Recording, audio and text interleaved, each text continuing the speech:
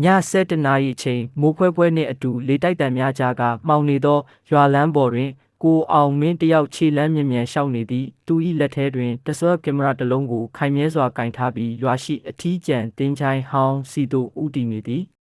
ဒီညဒီအချိန်မှာရိုက်ရမှာပဲလူတွေပြောနေတဲ့ညတကောင်ကြတင်းချိုင်းထဲကအတန်းကိုငါဖမ်းမယ်သူ၏စိတ်ထဲတွင် YouTube ရှိတရေဇလန်းကြည့်သူများ၏ချီးမွမ်းမှုကိုမြင်အောင်နေသည်တန်ချေးတက်နေသောတင်ချိုင်းတကားကိုတီးလိုက်သည်နှင့်ကရာပူသောအတန်ကြားလိုက်ရသည့်အတွင်းသို့ဝင်သောအခါမှောင်မဲနေသောကူပေးမှန်များကွဲအပ်နေသောတချိုင်းကြောက်တိုင်များကြားတွင်လေတိုက်တံငယ်ဟုပုနားထဲ၌တဝီဝီမြည်နေသည်ချက်ချင်းသူ၏ကင်မရာဖွင့်ကပတ်ဝန်းကျင်ကိုရိုက်ကူးသည်ရုတ်တရက်ကလီစီအတန်တစ်ခုကသူ၏နောက်မှထွက်ပေါ်လာသည်လှည့်ကြည့်လိုက်သောအခါဘာမှမရှိ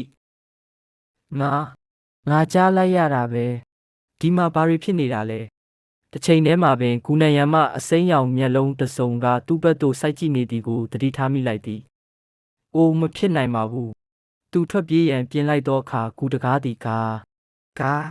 ပူသောအတန်ဖြင့်အလိုလျောက်ပိတ်သွားသည်နောက်ဖက်မှလည်းဟီကူသောအသက်ရှူတံကိုကြားလိုက်ရသည်ကင်မရာ၏အုတ်မျက်နှာပြင်ပေါ်တွင်ညှိုးနွမ်းသောမျက်နှာနှင့်အမျိုးသမီးတစ်ယောက်ကသူ့ပခုံးပေါ်မှကပ်ပြီးပြုံးနေသည်ကိုမြင်လိုက်ရသည်မင်းငါ့ကိုရှာနေတာလားအော်ကင်မရာသည်ကျမ်းပြင်ပေါ်သို့ကျပြုတ်ကာမိမိတ်သွားတော့သည်အဆုံးတညတာအစီရင်ခံစာနောက်နေ့နံနက်ရွာသားများကတင်ချိုင်းတကားအနီးတွင်ကင်မရာဖုန်းနှင့်သွေးစွန်းနေသောဖက်နှက်တစ်ပီးကိုတွေ့ရှိကြသည်ညမှစ၍ကိုအောင်မင်းကိုဘယ်သူမှနောက်ဆုံးမြင်ခဲ့ကြသည်မှာမရှိတော့ပေ